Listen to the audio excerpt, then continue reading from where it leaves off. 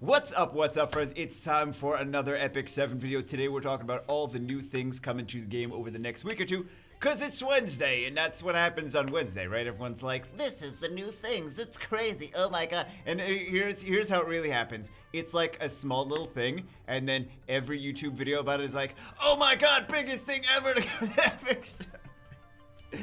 Tell me I'm wrong. Tell me I'm wrong, because I'm not. It's the same thing all the time. Anyway, let's take a look at all this stuff going on. Some of this stuff is, well, there's a couple banners.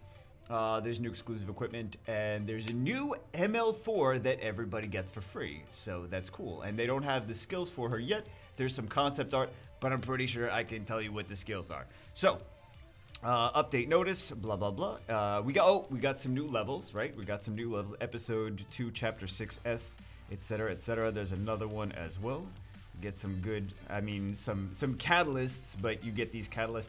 Here's the thing, there's so many different areas to get these different catalysts that like you're never gonna farm them all, like all the different areas to get all the catalysts that you need. So I'm like, okay, this is just another location to get more catalysts here.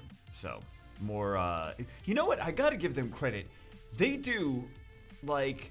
So I know some people are like bummed out about like, oh, this patch wasn't anything too crazy, this update wasn't anything too crazy. It's every week though. They're pushing out so many updates. It's unreal. Like this compared to other games, compared to like Summoner's War, compared to Raid Shadow Legends, compared to all these other games, you like every week updates of something is like, that's still a lot, man. Even the small updates, I'm like, yeah, but they're doing it every single week. So I got to give them a lot of props for that. I got to give them a lot of credit for that. There's always new stuff coming every single week without fail. Two new exclusive equipment. So even though sometimes things take a little bit longer than we want, sometimes like, where's the exclusive equipment for this? Where's the exclusive equipment for that? Where's the this thing? Where's the that thing? Where's the banner for this? It's like, we're getting things every week. It may not be the things that you want, but they're constantly putting stuff out. It's not like it's going 2 months without any updates. So I gotta give them a lot of credit for that, because not very many mobile devs do that every single week content. Very few and far between. Anyway, exclusive equipment. So Vivian, people are talking about this more of a PvP kind of set. Sorry, exclusive equipment for Vivian. I want a Vivian, man. She's got so much personality. I summoned for Luluka. She doesn't have as much personality. Vivian's got more personality, so I'm like, yeah, Vivian. No, I went crazy for Luluka though. I went like mentally, like, I just like, my wallet separated and transcended into another level of existence. I'm like, it's like, Luluka. I don't know why I didn't even build her yet. Cause just so many things to build. Anyway, so Vivian exclusive equipment. Vitality drain, combat readiness of caster increases, additional 5% when vitality drain. Increases. She's got a cleanse for mana amplifications. Dispels 1 debuff from all allies before the skill effect when using mana amplification. And then she's got this increases combat readiness by 50% when using mana amplification. So, well, caster, not AOE. Not, that would be a little too crazy, right? Not AOE. But this is more of a PvP set. This is more of a PvE for Luluka. So she's got more, I mean, it's kind of more RNG, but it's better for like dungeons, like people using her in Wyvern and stuff like that. And another thing is like people comparing her to Terra Norgard. It's like, oh, who should I build, Luluka or Terra Norgard? Which one is better? It's like, well, Terra Norgard doesn't really require a lot of Molagor investment, and it's less RNG. But still, she's still good. She's got an element advantage, and she's gonna do more damage as well. And then she's got a lot of defense breaks. She's got all those juicy defense breaks. I mean, he does defense breaks too, but still. Anyway, there we go. Two new juicy little whatchamacallits. I regret not getting into farming these points earlier. Like I've been farming them, but I regret not getting. I always feel like we don't get enough. Do you guys feel like we don't get enough opportunities to get these though? Because I kind of feel like I want to buy more stuff from that shop, and I have to wait, and I have to wait, and I have to wait. It's like practice mode. I'm like, I don't want practice mode. Just like I want the regular battles. Okay. Then we have Elena and Stella Harpa drop rate up. Elena is meta, so I'm sure a lot of people are going to be summoning on this banner. Ludwig and Time Matter drop rate up. I have not played with. I don't think I have Elena, do I? I know I don't have a Ludwig. Kind of want a Ludwig, but I'm not going crazy on any more banners for a while, right? Adventures Path reorganization. So this is Adventures Path is just the thing for the new players, right? So it's changing around some of the things here for the quests. Can you guys even see that? Great. I'm glad. Can I move? Oh, I can move this around actually. There we go. There we go. I mean, it's not really too much around. Actually, that's gonna mess it up for the second part, isn't it? I'll move it around anyway after this. Japanese media pack. Ooh. Following additional heroes will have a Japanese voice. And then other improvements, bug fixes. There's the Power of Knowledge pack. And then there's these. Oh, there's another one. Oh, this Adventurers Path. They're also. This is how we're getting the ML4, the new ML4 in the game. It's going to be free from the Adventurers Path. It's supposed to be a unit for new players. We'll talk about it a little more in a second, but yeah, for new players. And then I think they said that if you weren't able to, or if you already did all this, you can do. I think you just have to complete like 2-7 or something like that. I don't remember what stage specifically they said, but you have to do like just complete one thing, and then it's like okay, then you get it. So even if you've already completed all the Adventures Path, there's still a way to get it. So this one, 10 summon pack start dash. So this is guaranteed 5-star hero, 5-star artifact from episode 1 only though. So first 8 summons are whatever, regular summons, right? 9th summon is an artifact. 10th summon is a hero. 5-star artifact, 5-star hero, both from episode 1. I think this is pretty good though. I mean, for the value, like anything that guarantees you a net 5 in any game like this is pretty nice. It's only episode 1, so I know people get bummed out about that. Like I did a video the last time, they were like, it was a $30 pack for 5-star hero from episode 1. Everyone's like, oh, this is crappy if I already have it. It's like, yeah, but if you don't already have a lot of them, then that's still good, and you can still use it for upgrading one of the ones you currently have. So I thought it was still valuable. I mean, for these kind of games, not if you have everything and you got like some upgrades already into some of the things, then it's probably going to be a not buy, like a irrelevant for you, right? Or you're like, nah, it's not worth it for me. Because you want some of the newer units, right? You want to summon on the banners; those are more valuable for you. But this is not bad for someone that missed out on, like, especially for newer players that missed out on a lot of stuff from episode 1, like doesn't have everything in episode 1, or wants to upgrade some of the units they already have. What was I gonna say? Oh, I think this is probably gonna be about $50 though, because the other one was a 5-star hero only. Like you get a guaranteed 5-star hero, only 5-star hero.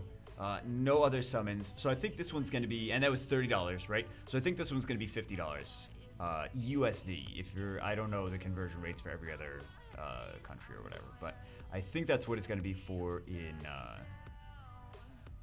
And these are just bug fixes. Basically, just bug fixes, right? Guild War compensation, errors. Yeah, I think those are just bug fixes. Okay, so next thing that we need to talk about is... Oh, you know what this is? Trying to replace it to make it correct on the screen, man. Trying to make it nice. Trying to make it nice for you. Okay, so these are other things that were talked about in the stream. If you guys didn't see the stream, it's a like crazy amount in the middle of the night/morning. Like, so it's like a lot of people didn't tune into the stream unless they like don't sleep at night, right?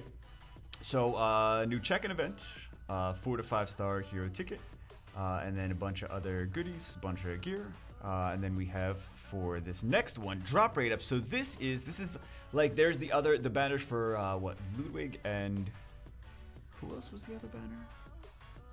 Elena?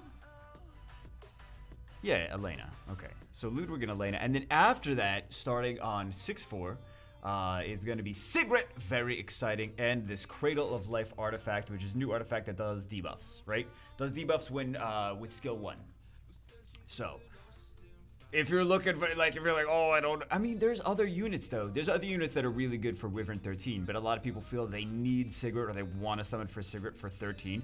I think Sigrid has her extinction, too, so it's not just that she's a PvE-only unit. A lot of people are kind of like, lately have been talking about her as if she's a PvE-only unit, because like, oh, Wyvern 13 Sigrid, but like, she's good for PvP, too. So she's got her uses there. I was using her there, but then like I was gonna do some video. I started to record some videos and sing her, and then like I'm like, yeah, look how good she is, and then like right afterwards, like something happens and she dies. I'm like, oh crap. Then I get butter, and I'm like, oh my god. But yeah, she can be useful in PvP too. Don't forget about that. So the Cradle of Life is at max 70% chance to inflict a random debuff after using basic skill, decrease attack, decrease hit chance, poison, bleeding. Right, great for Wyvern 13. This is basically a Wyvern 13 artifact.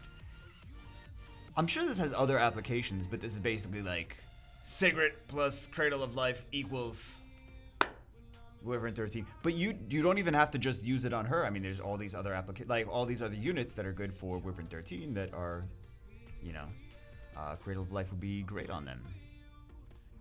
So anyway, what is the next? Dark Side of the Moon. So this is Sigrid's new side story. Which different... I'm trying to think of which different catalysts are going to be in here. Because I have Sigrid. I guess I could have... Can we check previously? Anyway, whatever. I'm just thinking to myself. Sigrid's new side story, blah, blah, blah. So if you guys need catalysts for other stuff, even if it's not Sigrid, then there you go. Well, this is the normal side story thing. It's a side story. We always get the side stories. Free Spirit Tiara. Okay, so this is the ML4 version of her. And this is basically going to be, this is intended for new players, right? This is intended as a unit to help new players. She's very cool looking, actually. She's got a medium personality, you know. Damn it, Pringle! She medium personality. We know what you're talking about. I'm talking about her personality. How lovely she is to talk to. As a person, emotionally, on the inside. Anyway, so, she's a unit, ML4 star, free Spirit Tiara, but also free from Adventurous Path, right? So this is a unit that's intended to help early game players. We have some concept art for her. There we go. She's missing arms. Oh, she's got robot arms. I didn't even notice that at first. Are those gloves or robot arms? No, those are robot arms, right? Gloves are robot arms. I just care about this part right. No, listen. So she is a unit that is for helping new players, which means that I feel like she's going to be an AoE DPS unit. It's going to be here's a free farmer, because we take a look at, I'm going to compare it to Summoner's War, you know, every so often, you know, think about things. They introduced a unit called Lapis, and she had multiple AoE, she was a DPS unit, and she was good for farming, right? She was introduced to the game, they gave everyone her for free, and she was a good unit for farming. I mean, she's got other uses as well, but I feel like we're going to see something similar to that where she's an AoE DPS unit. Maybe she's got some kind of heal mechanics on her, but she's going to be good. She's an ML, right? So she's got the element advantage, and she's going to be good for farming different levels. Right, not like any of the dungeons or anything crazy for like PvP, but she's going to be good for, probably I would assume that she's going to be good for the just farming food stuff up, and maybe she's got some other applications, but probably nothing too crazy for the other applications. Like maybe you use her for like, oh, I use her here, I could use her in there, I could put this artifact on her, use her in this different place, but that's kind of the impression that I get from her. She also gets another reason that I get the impression that she's an AoE DPS unit is she has speed and crit gear that comes with her. Right, so we see the speed pieces here.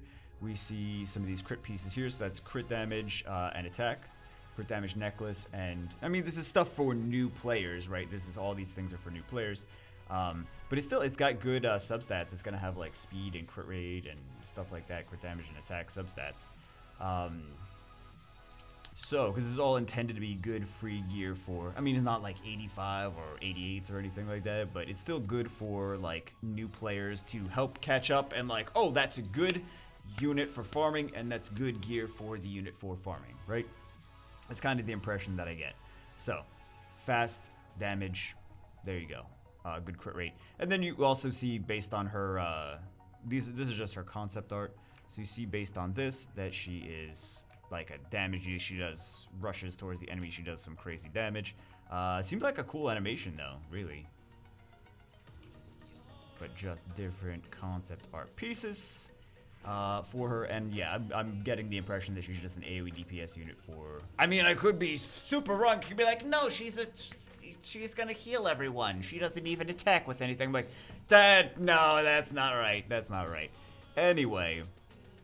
there you go. But she's free. She's a free and she's an ML unit. So anyway, next thing we have, this is actually interesting because this is designed to free up inventory space for us. So this is going to be kind of like the middleman in between doing these like, okay, if you have equipment that you're like, I'm going to eventually convert it, I want to level it up and I want to make it good. I want to see like if it rolls good, it's not going to roll good. Okay, well, I'm going to convert it eventually. What you can do now is you can convert it to these new equipment conversion points. So you can do this. We can actually just see here. We plan to eliminate some of the inventory issues. Yeah. I mean, they could have just expanded the inventory, but they're basically converting all this stuff to equipment conversion points, right? They can convert all this gear. I think I'm just saying it the long and complicated way that makes it more confusing. But yeah, you convert it to these little ice cubes. Good old little ice cubes. The base resources. And then you use those. You have all these, just showing a whole bunch of, that's a lot of resources though. But you have these base conversion, like they're equipment essences, right? And then you can craft all these different, not craft, but you can, yeah.